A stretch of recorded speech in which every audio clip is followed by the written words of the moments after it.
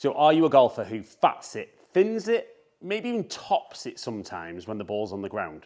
Well, if so, I'm going to show you a great drill today using this tee that's going to transform your ball striking and help you play a different level of golf. Okay, so when the ball's on the ground, and this is true whether it's irons, hybrids or fairway woods, we're looking to make contact with the golf ball and then the ground. So one concept that a lot of golfers never really understand is that we need the lowest point of our golf swing to be ahead of the golf ball, after the ball, so that, like we said, the club's moving down to reach the lowest point and it'll collect the ball and then the ground. But so many golfers really struggle with that, and I see lots of golfers who the low point's behind and they either hit the ground back here or they miss the ground back here. The club travels up and they hit halfway at the ball for the thin, or they hit the top of the ball or above the equator, and that's the top shot. So you can get the three bad ones of fat, thin and topped, all from having the low point in the wrong place. So like I said at the introduction, we're going to use a tee, and I'm just using a white wooden tee, and we're not going to tee the ball up. We're actually going to put the tee behind the golf ball, but we're going to put it a set amount and make sure that you miss the tee. So you're going to pop the tee behind the ball, and then we're going to go, so with 2 tees, 3 tees behind, okay? But what we're going to do is, instead of setting up with the club head behind the ball, we're going to set up with the club head behind the tee, okay?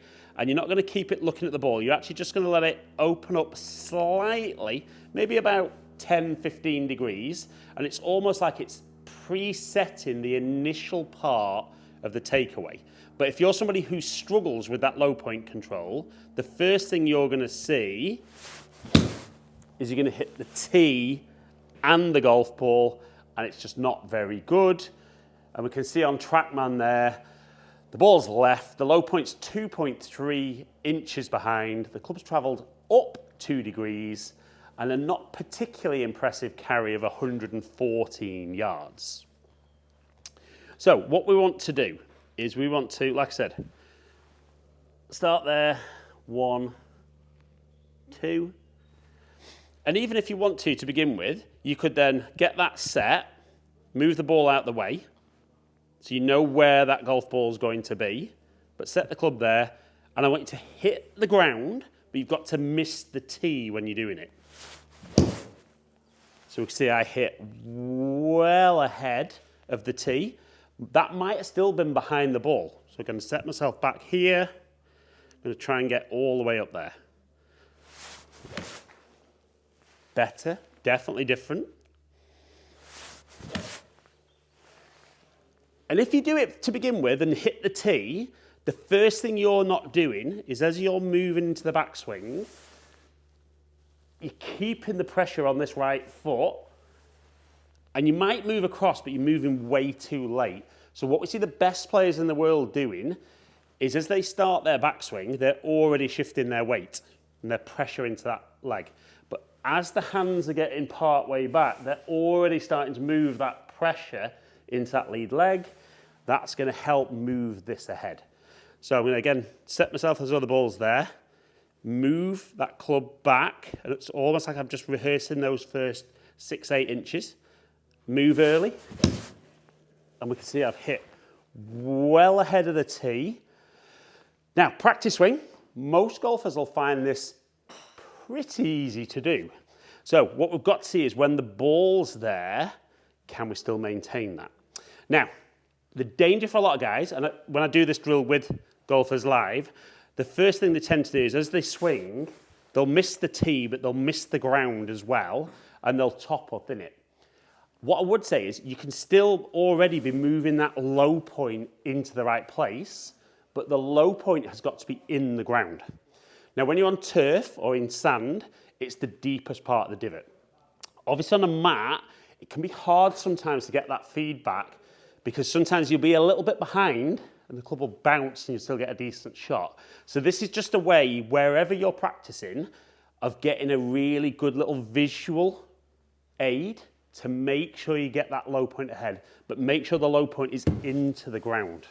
So we're going to set up there, move that club behind the tee, and now when we swing, we're going to miss the tee, but still touch the ground. And that one felt good. Low point 6 inches ahead. So the club's travelled down 7 degrees. Ball's launched extremely low at 11.4 degrees. And the carry at 170. Now, this is a 7-iron, and that is very exaggerated. But even for me, and I'll say I'm a decent ball striker, feel free to comment below whether you agree or disagree with that. But my bad one is I don't get my low point far enough ahead. So I kind of just pick it a little bit sometimes. And I like to feel exaggerated. So this drill, even for me, helps me feel over exaggerated. So I would do that again. Get set. Miss the tee. Getting a little bit thin, but a long way ahead with the low point. Club's travelling down beautifully there, and still 166, and still very, very accurate. So then, once I've done a few with the tee there, I know that's going to be exaggerated for me. So then, I would move the tee out the way. I would still then, for the next couple, move that club back and start there. And that just feels incredible. Now, all of a sudden, my low point not as exaggerated, but I still love the fact there that 3.5 inches ahead is a little bit more than I would normally be. Club's travelled down nearly 4 degrees, launched at just under 17, and the carry at 183.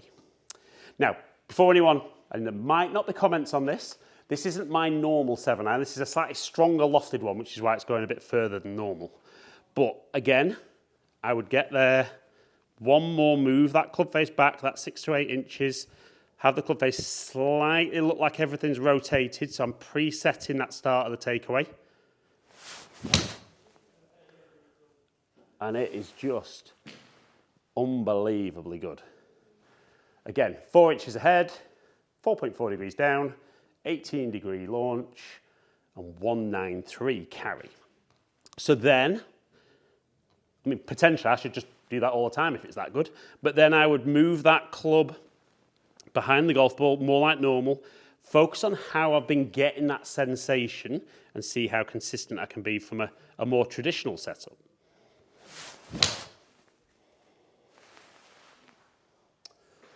So again, 3 inches ahead, clubs travel down 3.4 degrees, 17 degree launch, and 174 total. So remember, if you want to be a good ball striker with all the clubs when the ball's on the ground, even when it's on a little tee, for the irons, the hybrids, and the fairway woods, we have to get better at controlling the lowest point of our golf swing and making sure it's ahead of the golf ball. It can be a little different club to club, but that's where the ball position moving around changes how far ahead the low point is and changes that angle of attack. But you have to get good at controlling that low point so it's ahead and it's in the ground. And if you are struggling with it, simply using that little white tee and setting it behind, making sure you miss the tee is going to improve low point control, strike, accuracy and distance, and ultimately get you hitting some of the best shots from the ground of your life.